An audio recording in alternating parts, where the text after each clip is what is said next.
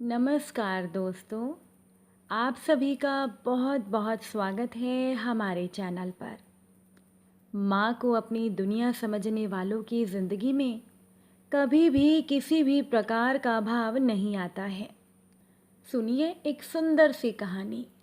माँ जी ने 2 दिनों से अनाज नहीं खाया। लिक्विड पर कब तक रहेंगी? क्यों? उनकी पसंद का कुछ, सब कुछ पूछा, ज़िद भी की, पर बच्चे की तरह ज़िद कर रही हैं कुछ ना खाने की। अनिल कुछ दिनों के लिए ऑफिस टूर पर था। हालांकि जाना ज़्यादा ज़रूरी नहीं था। आते ही नीलिमा ने बताया तो अनिल चिंतित हो उठा। बच्चे अपने कमरे में सो रहे थे। अनिल ने माँ के कमरे में जाकर देखा, शायद वो भी नींद में थी। सामने जूस का आधा भरा गिलास रखा था। मन सहसा बचपन में लौट गया। माँ आंखें बंद करती और हाथ में भात के कोर लेकर मुझसे पूछती, कौन खाएगा कौन खाएगा? अनिल झट से उसके हाथों से कोर मुंह में लेता और चहकते हुए कहता, मैं खाऊंगा। नमक तेल के साथ चावल खिलाना हो या सिर्फ माड़ के साथ, इन रूखे सूखे खाने को अनिल को खिलाने का माँ का ये तरीका कामयाब था। उन थाली के निवालों में अनिल के लिए कोई लड्डू, कोई पेड़ा, कोई जलेबी होता और सबसे अंत में झूठ मूठ की रसमलाई, जिसे खिलाने के बाद अक्सर अनिल की माँ की आंखें डबडबा जाया करती थी। अनिल को समझ में नहीं आता था तो वो पूछ लेता, क्या हुआ माँ? माँ कहती, कुछ नहीं रे, वो तेरे लिए जो सपने देखे हैं वही आंखों में उतर आते हैं। माँ की डबडबाई आंखों को अनिल पोंछ देता। वो मुस्कुराने लग जाती और अनिल उनके गले लग जाता। अनिल धीरे धीरे बड़ा होता गया और उन निवालों की कीमत समझता चला गया।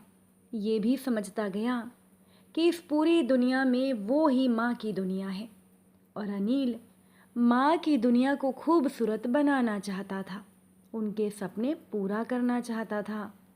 माँ के संघर्ष को अनिल ने जाया नहीं जाने दिया। आज अनिल के घर में थाली पकवानों से सजी रहती है, पर गरीबी के दिनों के संघर्ष ने अनिल की माँ को असमय बीमार और कमज़ोर कर दिया है। माँ को अचेत और भूखा सोता देख अनिल का मन अपराध बोध से भर गया। माँ ने उस परिस्थिति में भी कभी अनिल को भूखा सोने नहीं दिया था। ऐसे पैसे का क्या काम जब माँ ही भूखी रहे। अनिल उन्हें इस हाल में देख तेज कदमों से रसोई में गया। एक थाली में थोड़ा खाना लिया और माँ, अनिल ने उन्हें आवाज़ दी। उन्होंने आंखें खोलकर बेटे को देखा और धीरे से उठ बैठी। आ गया तू? कब आया? अनिल ने कहा, अभी आया माँ। अच्छा चलो ये खा लो। उन्होंने खाने से बिल्कुल अरुचि दिखाई, अपना मुंह फेर लिया बिल्कुल एक बच्चे की तरह। अनिल की आंखें डबडबा गई थी, पर खुद को संयत करके अपनी आंखें बंद की और थाली से एक कोर लेकर माँ की ही तरह पूछा, कौन खाएगा कौन खाएगा? अनिल अध खुली आंखों से उन्हें देख रहा था। उन्होंने अपना चेहरा बेटे की तरफ किया और एकटक उसे देखने लगी। शायद वो बचपन के दिन उन्हें याद आ गए थे। माँ की आंखें भीग आई थी। उन्होंने बेटे के हाथों से वो निवाला लिया और बच्चे की तरह रो पड़ी। मुझे तेरे बिना अच्छा नहीं लगता बेटे। जैसे बचपन में थोड़ी देर माँ के ना दिखने पर अनिल रो पड़ता था, शायद माँ अभी उसी अवस्था में आ गई थी। अनिल ने डबडबाई आंखों से उन्हें एक कौर और खिलाया और फिर कहा, माँ अब मैं एक दिन के लिए भी कहीं नहीं जाऊँगा।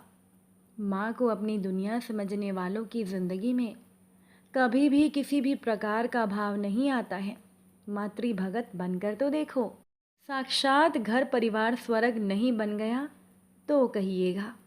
इसीलिए अपने माँ बाप को कुछ तो समय दो, उन्हें और कुछ भी नहीं चाहिए। धन्यवाद।